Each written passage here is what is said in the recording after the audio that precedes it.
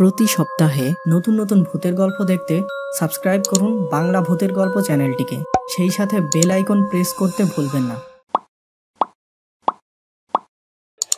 তিনি দেখলেন একটি কালো হাত জানালার বাহির থেকে এসে ইলিশ মাছ নিয়ে যাচ্ছে। বন্ধুরা, আজকের এই সত্যিকার ভূতের ঘটনাটি পাঠিয়েছে যশোর থেকে জান্নাত হোসাইন। আর এই ভৌতিক অভিজ্ঞতার সম্মুখীন হয়েছিল তার খালাতো বোন শামিরা। আজকের বিশেষ প্রশ্ন, তোমরা কি কেউ কখনো আয়নায় অস্বাভাবিক কিছু দেখেছ? আর দেখে থাকলে তা কি ছিল? ওই দিন ছিল শুক্রবার।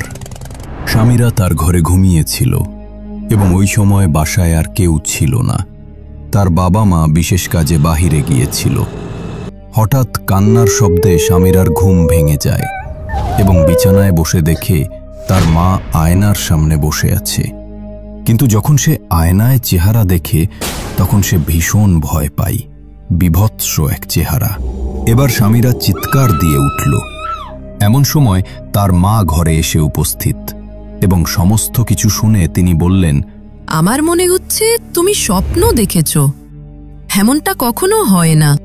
শামিরা কিন্তু তার মায়ের কথাতে সম্পূর্ণরূপে আশ্বস্ত হতে পারল না। সকালে যখন সে স্কুলের উদ্দেশ্যে তার সাইকেল নিয়ে রওনা দেয়, তখন একটি নির্জন রাস্তায় তার মনে হয় কেউ যেন তার সাইকেলের পিছনে বসে আছে। সে দ্রুত সাইকেল থামিয়ে পিছন ফিরে দেখল, কিন্তু কাউকে সে দেখতে পেল না। এবার আবার সে তার সাইকেল নিয়ে স্কুলের উদ্দেশ্যে রওনা দিল, কিন্তু এবার তার মনে হলো পিছনে কেউ যেন তাকে ফলো করে আসছে। কিন্তু তার সাহস হলো না এবার সাইকেল থামিয়ে পিছনে দেখতে। সে দ্রুত সাইকেল চালিয়ে স্কুলে পৌঁছালো। তবে স্কুলে পৌঁছে আর এক কাণ্ড। সে তার বান্ধবীর সাথে কথা বলছিল। এমন সময় সামনের একটি নারিকেল গাছে সে একজন মানুষকে বসে থাকতে দেখল এবং সাথে সাথে তার বান্ধবীকে জানালো, কিন্তু তার বান্ধবী কিছুই দেখতে পেল না এবং সে বলল, কিরে, কোথায় কে? তুই পাগল হয়ে গেলি নাকি? শামিরা ভীষণ অবাক হলো এবং সে ওই গাছের দিকে তাকালো, কিন্তু এবার সে ওই লোকটাকে দেখতে পেল না। সে মনে মনে খুব ভয় পেল। স্কুল থেকে বাসায় ফিরে শামিরা ওয়াশরুমে গেল এবং সে আয়নায় যখন তার চেহারা দেখছিল, হঠাৎ সেই বিভৎস চেহারা আয়নায় দেখা গেল। আর ভীষণ ভয়ে শামিরা এক বিকট চিৎকার দিয়ে ওয়াশরুম থেকে বাহির হল এবং সে তার বাবাকে এ ব্যাপারে জানিয়ে বলল, বাবা, আমার মনে হচ্ছে এই বাসায় কিছু আছে, যারা আমাকে ভয় দেখাতে চাচ্ছে। আরে কি বলছো তুমি এসব? এই বাসায় আবার আমরা ছাড়া কারা আছে? তুমি নিশ্চিত ভুল কিছু দেখেছো। স্কুল থেকে এসেছো, এবার খাওয়া দাওয়া করে নাও।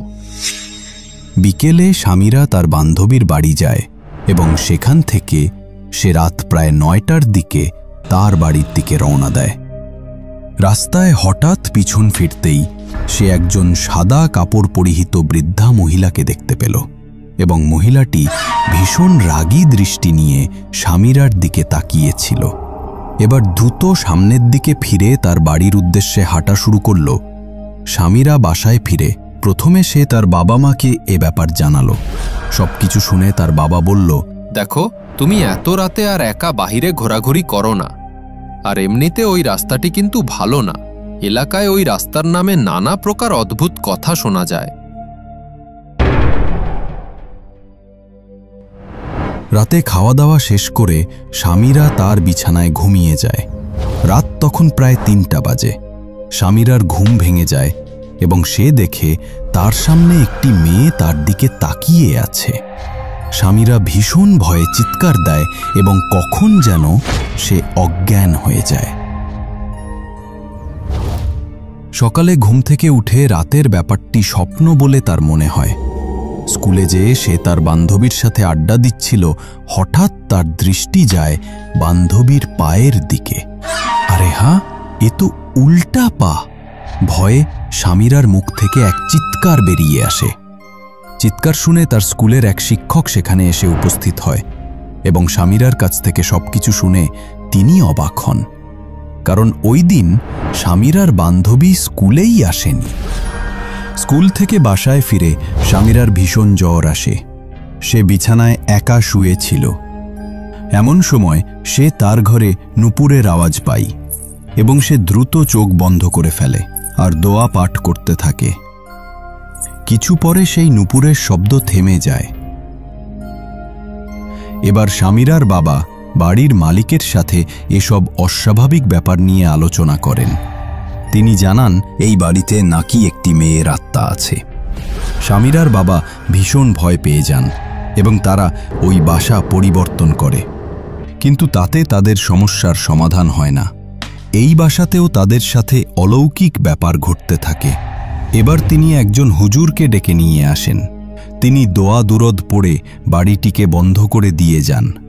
এরপর প্রায় মাস দুয়েক তাদের সাথে আর কোনো প্রকার অস্বাভাবিক ঘটনা ঘটেনি।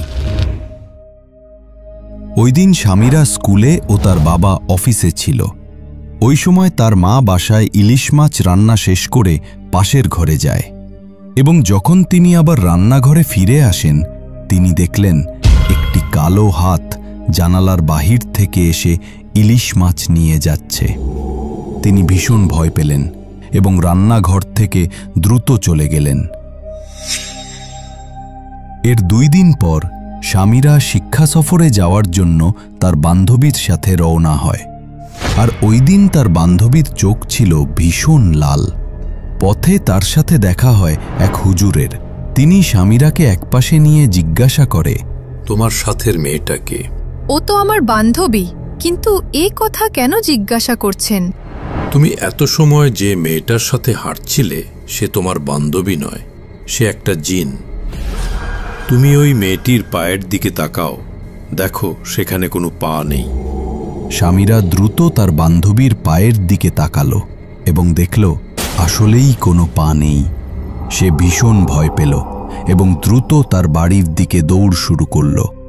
বাড়ি পৌঁছে সে তার মাকে সমস্ত ঘটনা জানালো। এসব শুনে তার মা ও ভীষণ ভয় পেল। শিক্ষা সফরে না যেতে পেরে সামিরা মন খারাপ করে বসেছিল, আর এই জন্য তার মা তার জন্য বিরিয়ানি রান্না শুরু করলেন। ডাইনিংয়ে বিরিয়ানি রেখে সামিরা ওয়াশরুমে গেল ফ্রেশ হতে। আর ফিরে এসে সে দেখল একটা কালো লোক ডাইনিংয়ে বসে বিরিয়ানি খাচ্ছে। তার চোখে মনি নেই, আর সেখান থেকে লাল তরল গড়িয়ে পড়ছে। এ দৃশ্য দেখে এক বিকট চিৎকার দিয়ে সেখানে অজ্ঞান হয়ে যায় সামিরা। বন্ধুরা, যিনি এই ভৌতিক ঘটনাটি পাঠিয়েছে তিনি এই পর্যন্তই পাঠিয়েছিল। আমাদের মনে হচ্ছে সামিরার পরিবারের সাথে এখনো এসব ভুতুড়ে ঘটনা ঘটে চলেছে।